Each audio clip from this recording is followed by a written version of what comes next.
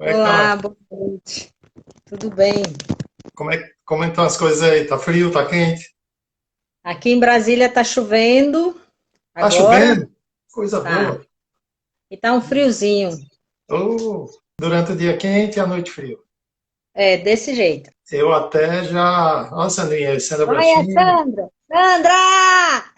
Alessio, entrou na live agora a Daiane, que ela disse boa noite. Daiane é minha amiga de faculdade. Ah, é? Ela mora lá É, em. Qual é a cidade que tu está? ela mora em Santa Rita do Passa Quatro, mas a gente fazia faculdade. Eu morava em Pirassununga, né? Mas a gente fazia faculdade em São José do Rio Pardo. Daiane foi minha parceira de faculdade, ia lá para casa e a gente estudava Ah, e que bom. está nos prestigiando aí. Obrigada, Daiane. E Daiane é professora agora? Daiane é professora, sim. Que bom, Foi diretora de escola lá em Santa Rita do Passa Quatro. que legal. Grande, grande amiga. Started out with half, fun, flipped it into double. Então, gente, boa noite, bem-vindos a mais um episódio da nossa minissérie, Professor Iniciante. Estamos aqui de novo com a professora Rejane Vago. A professora Rejane Vago, ela foi muito...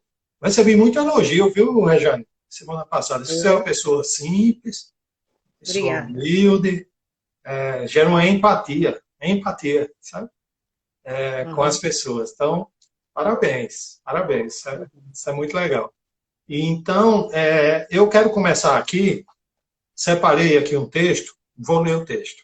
Acho que você vai gostar também, o pessoal que está aí vai gostar. É um texto que eu encontrei no artigo.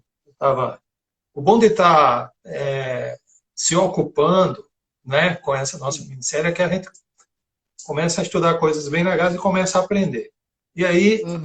começa assim, com um texto de Monteiro Lobato, de 1950, e é assim: são as minhas memórias, Dona Benta. Que memórias, Emília? As memórias que o Visconde começou e eu estou concluindo. Neste momento, estou contando o que se passou comigo em Hollywood, Hollywood, com Shirley Temple, o Anjinho e o Sabu.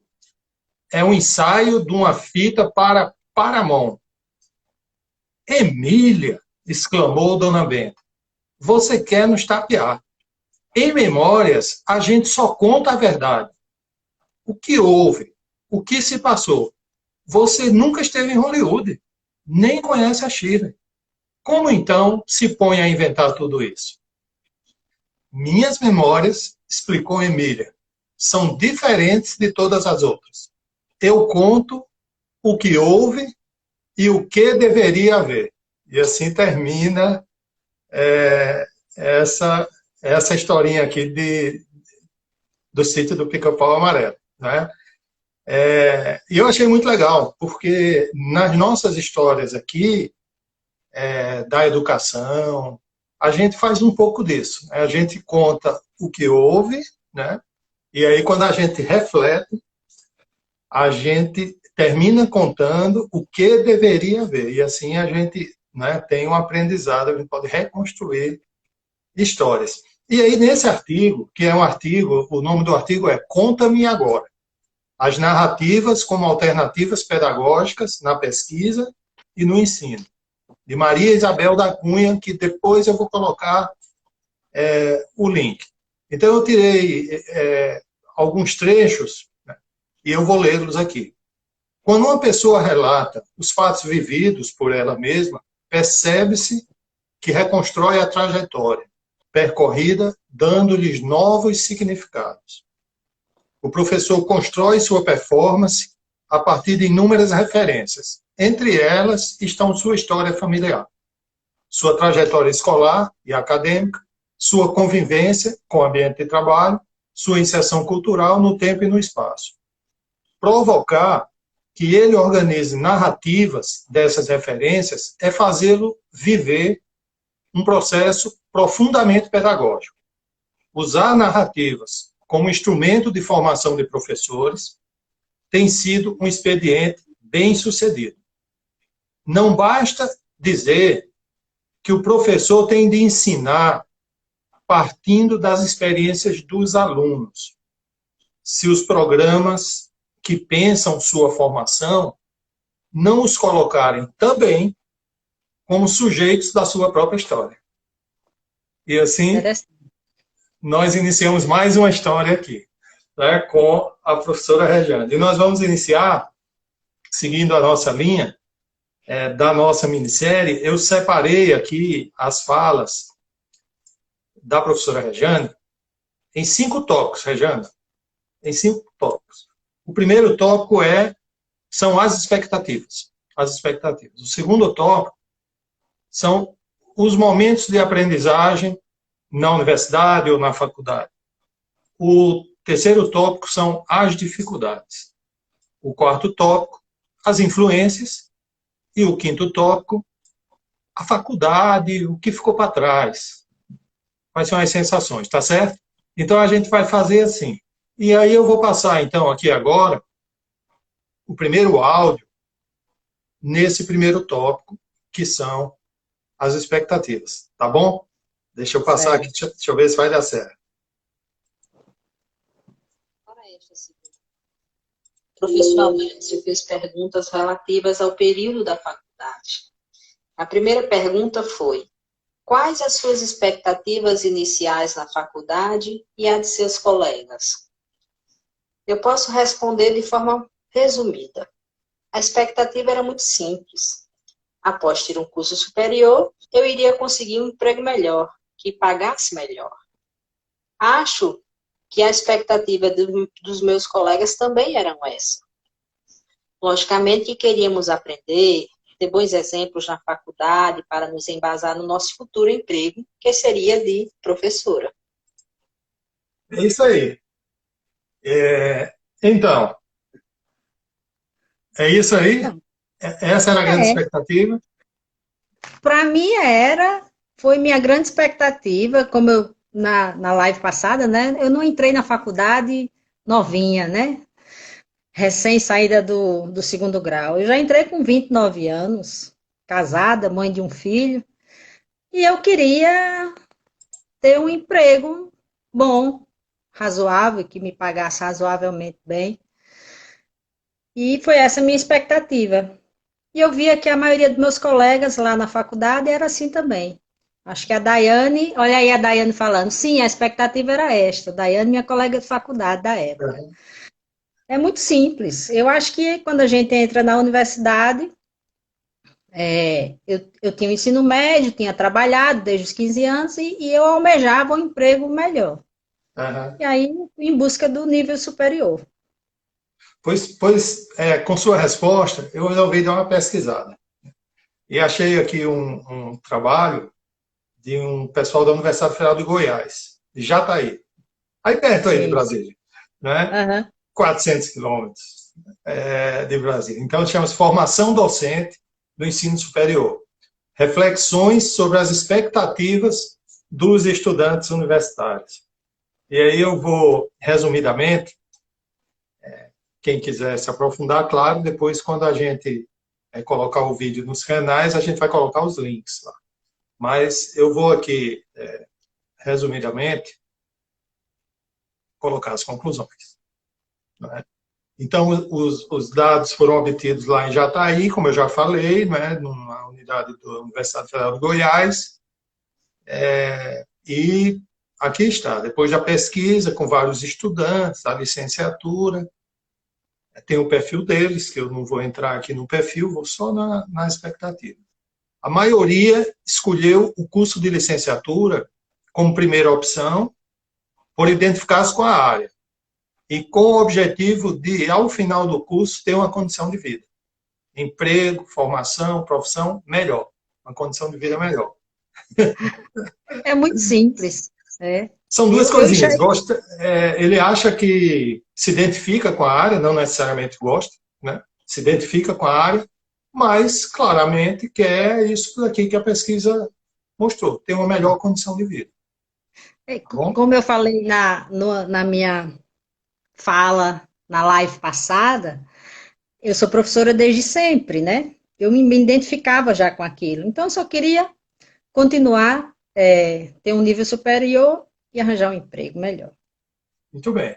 E nesse mesmo artigo, ele cita outro artigo, Pagotti e Rezende, de 2003, e eles falam assim: o professor, no início do processo formativo, deve saber, agora estou falando do professor, né? O professor, no início do processo formativo, deve saber acompanhar os caminhos que o aluno percorre. E deve, sempre que necessário, orientar e reorientar o aluno. Isso porque o aluno, quase sempre, não está seguro daquilo que quer. Estudos têm destacado que grande parte da população estudantil não opta pelo curso dos sonhos, como nós estamos conversando aqui, né? Então, não opta pelo curso dos sonhos, mas sim pelo curso possível. E a maioria dos alunos que o conclui tende a construir uma identificação com a carreira escolhida. Assim, aprendem a gostar do curso e da carreira.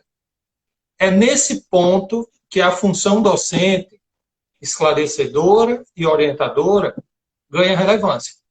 Porque aí cabe, né, ao docente, com a visão orientadora, esclarecedora, sabendo, né, que o estudante vai aprender a gostar daquele curso, daquela carreira, porque quando a gente escolhe o curso, a gente não sabe os detalhes, né, a gente não sabe como vai ser. Então, a gente vai aprender tudo, né, inclusive aprender a gostar.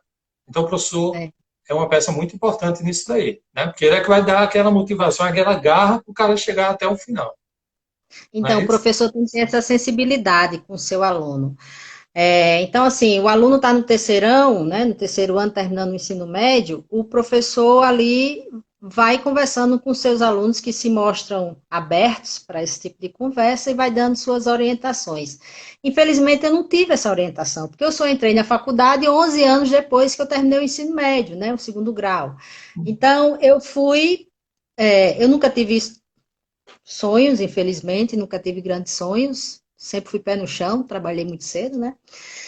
E aí eu fui fazer letras, porque, como eu disse, eu gostava de ler. Então, vou fazer letras por causa disso. Simples. Infelizmente, eu não consegui ter a orientação do professor. Mas também tem um professor da universidade. Porque aí depois que o estudante ele entra na universidade, ou na faculdade, no curso superior, né, cabe a quem pega o bastão do professor lá do ensino médio são os professores da universidade. Então, eles que, no final, né, vão fazer com que muitos dos alunos desistam, ou continuem, ou passem a gostar profundamente da sua carreira.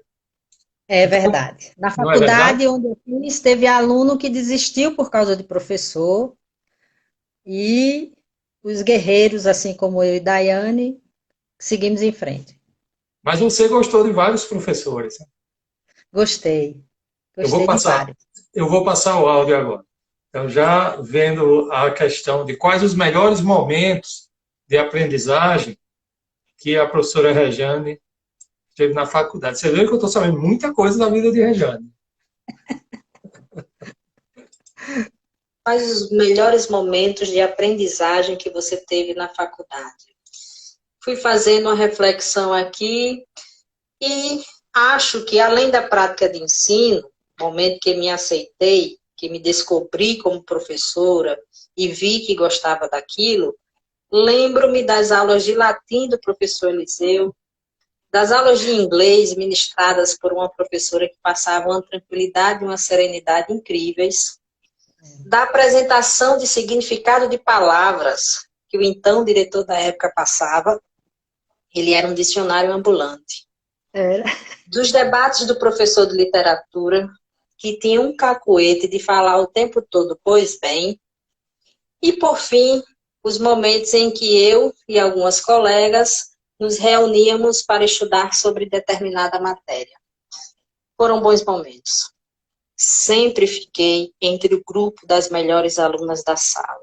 Sempre tirei notas boas e me destacava nos trabalhos e nas aulas dadas nas disciplinas de prática de ensino. Então foi um curso com muita afinidade, né? Teve um, Foi. teve um pouco essa orientação. Foi uma surpresa boa para mim. É. É, o professor de latim que eu citei aí, hein, Daiane, você lembra disso, né? O professor Eliseu marcou nossa história na faculdade. Ele dava gramática e latim também. E ele foi difícil. Alguns alunos desistiram por causa dele. E por que Mas que ele foi um professor tão, assim, tá na memória? Qual é o... eu nunca vou esquecer do professor Eliseu.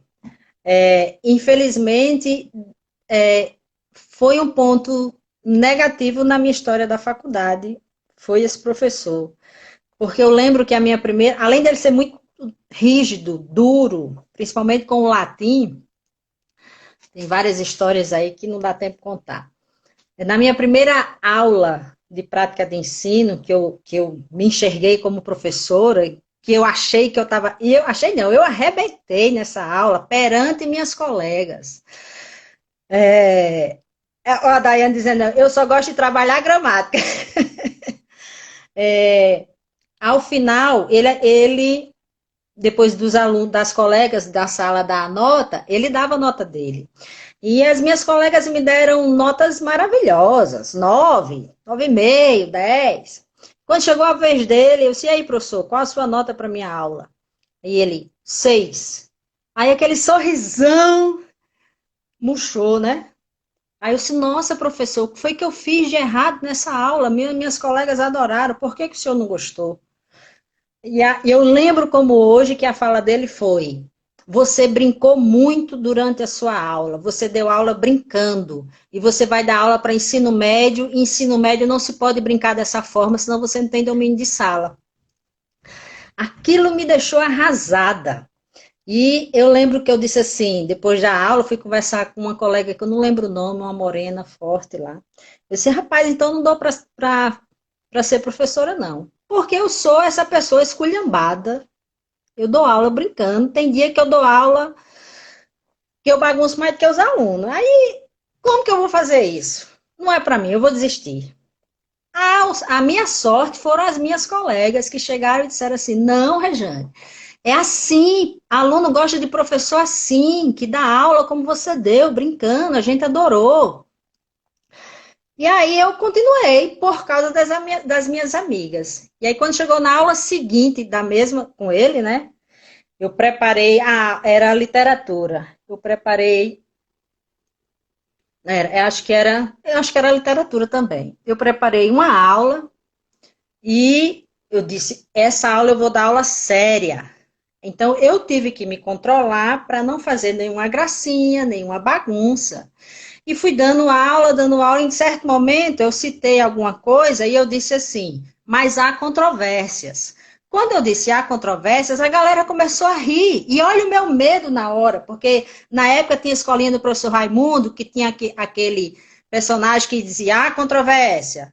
Eu não citei com esse intuito. A galera começou a rir, eu disse assim, professor, pelo amor de Deus, eu não estou brincando, estou falando sério que há controvérsia por causa disso, disso e disso. Eu não fiz nada para o pessoal rir. Então, assim, eu sabe, me desculpando porque a galera riu na aula. Então, foi tenso para mim esse momento. Mas aí, depois eu vi que, eu vou dar aula do meu jeito, eu sou esculhambada e vai ser assim mesmo. E eu sou até hoje. O professor Silvano é grande gestor aí da rede estadual da Paraíba. Alguém está dizendo aqui também um professor esculhambada. Tá dizendo também. Ó. Eu adoro. Rinaldo, um grande abraço também, colega que chegou aí. Ô Regiane, então eu entendi, né, o professor, ele tinha um perfil, né, rígido, né, era mais conteudista, então, seria? Bastante. Bastante. Era. Mas aí você teve prática de ensino, né, que foi uma disciplina transformadora para você, né? Porque esse professor, ele dava latim, ele dava gramática e ele dava disciplina de prática de ensino. Então, tinha dia que a aula de prática de ensino era de gramática e tinha dia que era de literatura, com ele. Ele era o professor de prática de ensino da parte de língua portuguesa. Guarda a peixeira, Rejane. É! Ela sabe que eu sempre fui brava. Então, esse professor era o professor de prática de ensino também. Seu professor. Era o único. Era. Então, ele foi muito importante, porque prática de ensino, você citou aí que foi uma das disciplinas onde você se encontrou, né? Isso. Então, esse professor do latim, de prática de ensino e da outra disciplina, foi um dos orientadores que passou, de certa forma, a fazer você gostar da profissão. Ou não foi? Há controvérsia, há controvérsia. Mas ele foi importante, sim, na minha vida durante a faculdade. Eu lembro que eu fazia umas cocadas de leite. Eu lembro que eu fazia umas cocadas de leite condensado, Alessio. Lembra, Daiane, das cocadas de leite condensado? E ele adorava. Eu ganhava ele quando ele estava bravo, eu levava cocada de leite condensado. E essa questão do significado das palavras? Era outro professor diferente também? Era outro professor, o diretor da faculdade. Eu lembro dele, ele me marcou. Alessio, ele só ia dar aula de paletó, assim, de blazer. Um homem alto, forte, já com quase seus 70 anos. Ele só parou de dar aula quando a compulsória pegou, né? E as aulas dele, ele ia explicando o conteúdo, mas em determinado momento, eu lembro, os flashes na minha cabeça dele, das palavras difíceis, a gente, enquanto futuros professores de língua portuguesa, né? Eles citavam as palavras difíceis e diziam o significado. E eu perguntava assim, porra, caramba, como é que esse cara sabe de tanto conceito de palavra que a gente nunca nem viu na vida? Eu achava aquilo o máximo. Muito bom. Muito bem. E outra coisa, eu observei o seguinte, que as disciplinas práticas, tipo prática de ensino, isso é uma coisa que está assim, no topo da pirâmide da aprendizagem, né? Quando você pratica, quando você executa, você constrói melhor o conhecimento, porque você associa a teoria e a prática. Também eu vi uma coisa aí também de socioemocional no inglês, né? Porque você via muita tranquilidade, muita paz no jeito da professora. Infelizmente, eu sou muito ruim para nomes. Não sei se a Daiane lembra do nome da professora de inglês. Mas ela me passava uma segurança em relação a dar aula, no sentido que ela estava ali na frente, com 60 pessoas na frente dela, e ela ia dando a aula dela naquele tom de voz, tranquilo, educado. E eu pensava assim, oh meu Deus, eu queria ser assim. Infelizmente eu não consigo, porque eu sou uma pessoa ligada no 220, mas eu adorava o jeito dela, e eu lembro dela até hoje. Muito bem. E o estudo em equipe, porque é um trabalho em grupo, colaborativo, né? Você termina Além do trabalho em grupo, também. A gente estudava muito junto. A Daiane, né, Daiane? Às vezes a Daiane ia lá para Pirassununga, onde eu morava, ela saía de Santa Rita do Passa Quatro, ia lá para professora Sônia, ela lembrou aí, teacher de inglês. Ótima professora Sônia, muito tranquila. A Daiane saía de Santa Rita do Passa Quatro e ia lá para Pirassununga, para minha casa, para a gente estudar juntas. E muitas vezes eu ensinava alguma coisa, ela me ensinava, e assim a gente aprendia junto, para poder tirar nota boa na prova, né? Ninguém é besta. Muito bem. Vamos agora é o seguinte, não foi só flores na universidade, né? Eu vou passar agora o outro tema, que são as dificuldades. Deixa eu preparar aqui. Em relação às maiores dificuldades na faculdade, minha reflexão é que eu não tive muitas dificuldades em relação a conteúdos. Sempre achei que era responsável pelo meu aprendizado. Logicamente que, sem tirar a responsabilidade de nós professores, entendo que quem faz a escola, a faculdade, é o aluno. Assim, sempre estudei. Então, não via não me via em grandes dificuldades. Se tinha uma disciplina mais complicada, eu ia lá e estudava mais. Muito simples, né? Porém, tive outras dificuldades, que eu qualifico como grandes dificuldades, em relação ao preconceito que sofri por ser a única nordestina da sala e com esse sotaque arrastado, do qual eu sinto muito orgulho. Eu sabia o significado da palavra preconceito, mas nunca tinha sentido na pele. Mas ao ir morar em Pirassununga, interior de São Paulo, após 2 anos de casada, me mudei para lá. Comecei a sentir a palavra preconceito na pele. Como exemplo, cito uma pichação no muro, um muro qualquer lá da cidade, que dizia assim: fora nordestinos. Ao ver aquilo, isso doeu um pouco, mas eu tirei de letra. Todavia, ao entrar na faculdade, em São José do Rio Pardo, no interior distante 1 hora de Pirassununga, onde eu morava, foi que o preconceito chegou forte na minha vida. Foram momentos difíceis, que me fizeram chorar na sala de aula. E que se eu for falar aqui, eu vou chorar de novo e eu prefiro não passar por esse vexame novamente. Mas vale destacar que a nordestina aqui lutou como uma leoa e mostrou a força dos nordestinos. Esse tema bullying vai e volta na educação, não é, Regiane? Porque a professora Neuza, semana passada, ela falou que, por ela ser baixinha, quando ela novinha ainda, no Fundamental 1, ela já estava nessa questão do bullying. O professor Paulo Henrique chegou aqui na sala, ele mostrou na história dele 2 situações, né, que tanto na escola como no trabalho. E agora você traz o mesmo tema.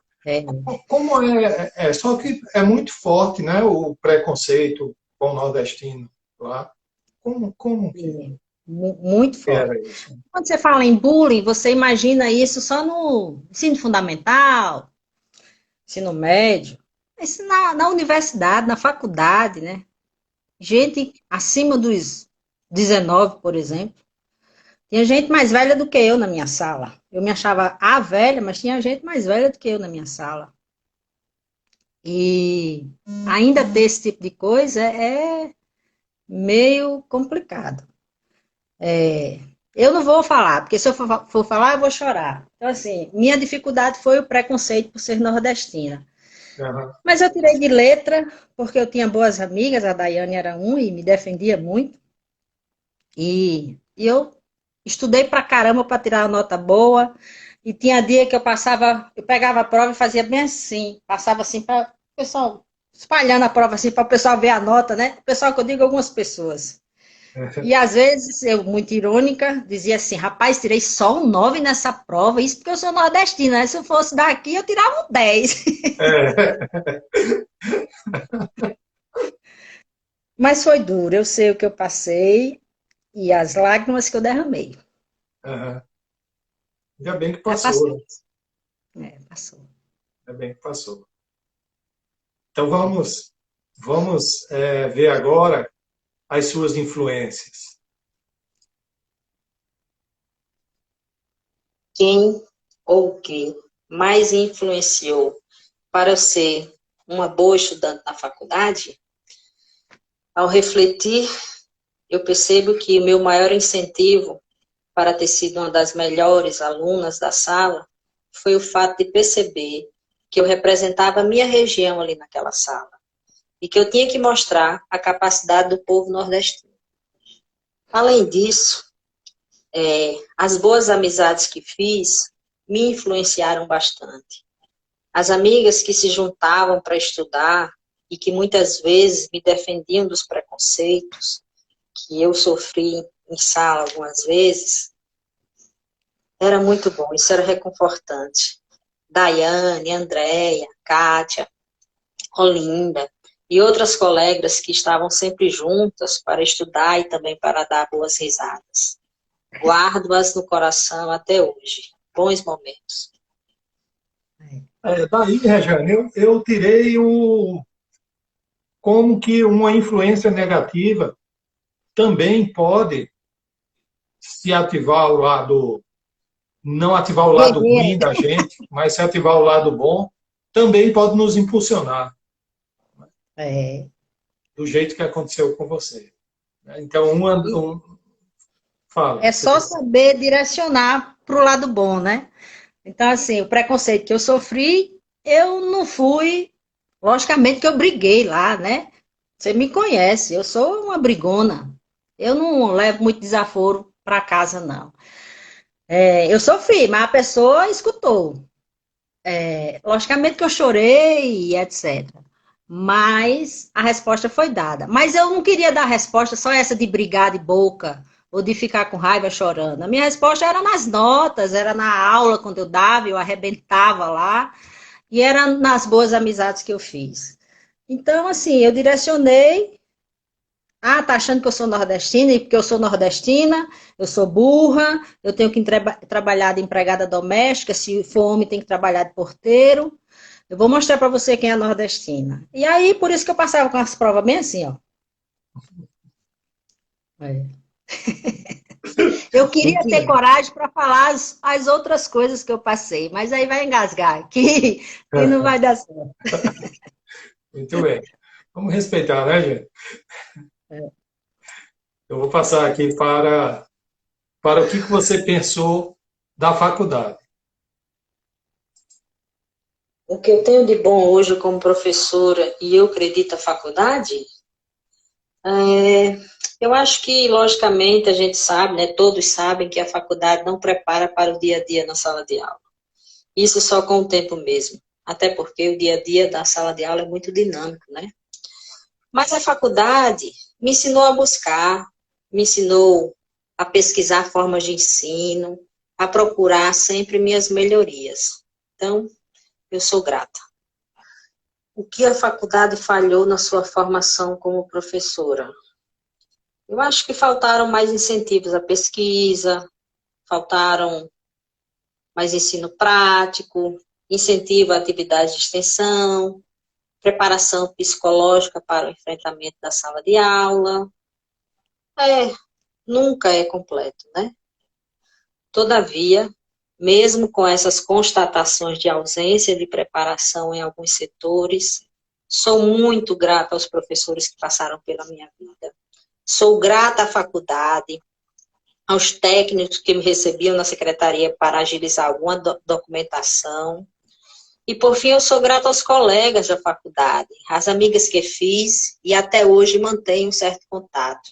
Sou grata até a quem me fez sentir o preconceito na pele. Apesar da dor que senti, me fez crescer muito e ter ainda mais orgulho do que sou e de onde sou. Chorou no final, hein? Chorou no final. Aqui. Chorei.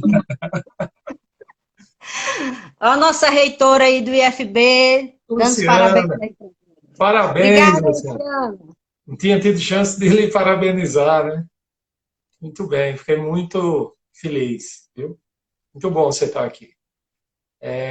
Rejane, o que eu acho interessante de hoje, né, dessa nossa discussão, é que quando a gente estuda na universidade, sai, a gente vai lá fazer um curso profissional, aprender uma profissão, no primeiro momento que a gente sai, a gente fica meio irritado, né, com a faculdade, com a universidade, porque acha que deveria ter sido mais prático. Quando a gente sente a dor do primeiro emprego, a gente vai ver isso como professor na próxima semana direitinho. Quando a gente sente aquelas dores, de imediato você olha para a universidade e pá, não é? Não fez isso, não ensinou direito isso, não fez aquilo, não fez aquilo. Mas quando a gente faz esse exercício que a gente está fazendo agora, de pensar desde o início, pensar tudo, a gente vê que, primeiro, se você tivesse uma universidade só para ensinar como se comportar na sala de aula, talvez faltasse muita coisa para aprender. Então, essa coisa integral, não é? Interdisciplinar, essas amizades que depois dão uma sustentação para a pessoa na vida, né? Essa trabalho colaborativo, essa questão socioemocional, além da capacidade de pesquisar, da capacidade de intervir, né? De fazer extensão, essas capacidades muitas vezes são invisíveis, não são uma operação diretamente lá no mundo do trabalho, e a gente, quando sai da universidade, sente falta dessa operação. Quando a gente olha de longe, assim, olha o todo, como a gente olhou hoje aqui, a gente vê muita coisa boa na universidade. Na universidade. Sim. Eu acredito que nenhum curso, nenhuma universidade deixa o aluno 100% pronto. A vida não deixa ninguém pronto. A gente vai se aprontando aos poucos e até a morte a gente vai ainda se aprontando, né? Tentando aprender uma coisa aqui, outra acolá. Então, exigir que a faculdade te deixe 100% pronto para enfrentar uma sala de aula é querer demais. Porque a gente vai aprendendo tudo ao longo do tempo e cada dia um pouco mais, né? Eu continuo aprendendo sempre com meus alunos, com meus colegas de sala, com meus colegas do campus, do IFB, troco figurinhas com outros professores de português, porque eu sei um pouquinho, ele sabe um pouquinho, ela sabe um pouquinho, a gente vai juntando e vai aprendendo um com o outro, e assim nossas aulas vão se tornando um pouco melhores do que eram antes, e espero que minhas próximas aulas sejam melhores do que são hoje, e assim a gente vai levando. Eu acho que ninguém é 100% pronto. Para a gente, caminhando para o final aqui, você ter reconstruído essa sua trajetória, né, ligado com a da semana passada também, que mensagem você deixa aí para esses jovens professores aí que estão assistindo a gente? Eu acho que a mensagem mais importante é: só vá ser professor se você realmente gostar do que faz. Porque não é fácil. Eu sei que nenhuma profissão, vamos dizer assim, é fácil. Mas a de professor, como a de outras aí, um pouco parecidas, como por exemplo a de médico, né? É muito difícil. Então, assim, você tratar com 40 pessoas diferentes na sala de aula, cada um né, com sua personalidade, seu jeito de ser, se você não gostar disso, de tratar com o outro, de gostar do ser humano, porque você tem que gostar, senão você enlouquece, não vá, porque você vai ficar doido. Então, assim, eu sei que todo professor é doido, mas eu estou dizendo doido no sentido, assim, doido de ficar ruim mesmo de verdade. Eu sou doida, eu adoro o que eu faço. Mas não é Então, doida assim, de pedra, não é doida de não pedra. sou doida de pedra, eu sou doida de felicidade. Eu lembro de uma aluna minha que dizia, lá em Porto Velho, na Auxiliadora, quando eu estava lá bagunçando muito, aí uns alunos diziam assim, essa professora é doida, porque aluno gosta de dizer isso com o professor, né? E aí eu dizia, sou mesmo. Aí essa que me adorava dizia assim, a professora não é doida, ela é feliz. Olha! Então ela via a minha felicidade quando eu estou dando aula. Eu, enquanto diretora de ensino que fui, quando eu estava na direção de ensino, cheia de problema para resolver, eu olhava assim, eu digo, ai meu Deus, graças a Deus, chegou a hora de eu ir dar aula. Graças a Deus, vou dar aula. Olha que felicidade. Eu deixava aqueles problemas lá da gestão, no momento da direção de ensino, e ia relaxar dando aula. Para mim, no momento que eu saía da direção de ensino e ia dar aula, com meus 40 alunos, era um momento de relaxar, de felicidade. Isso é só para quem gosta. Então, só vai ser professor se você gosta, porque senão você enlouquece de verdade. Então vamos nos despedir aí da turma agora. Eu agradeço mais uma participação. Eu me controlei bastante, você viu que eu não chorei. Se eu chorei foi de pouco, ninguém viu. Foi um tema difícil para mim, falar da minha época da universidade, mas foi muito prazeroso, sim. Eu agradeço a participação. Até a próxima. Também quero agradecer a participação de Rejane, a participação de todos vocês que estiveram aqui com a gente. Dizer que continuamos amanhã com o professor Paulo Henrique, vai contar a vida dele na Universidade. E depois de amanhã, a professora Neuzinha. E na sexta-feira, voltamos aqui para a gente aprofundar mais essa parte dos artigos, dos dados, tá bom? E na próxima semana vai ser uma semana show, porque é a semana em que a gente sai da universidade e a gente vai para a sala de aula, não é? Então a gente vai falar sobre as dores e os amores das Esse tema é primeiras mais aulas interessante. dos professores iniciantes, tá bom? Então, tchau, gente. Muito obrigado. Até amanhã. Tchau.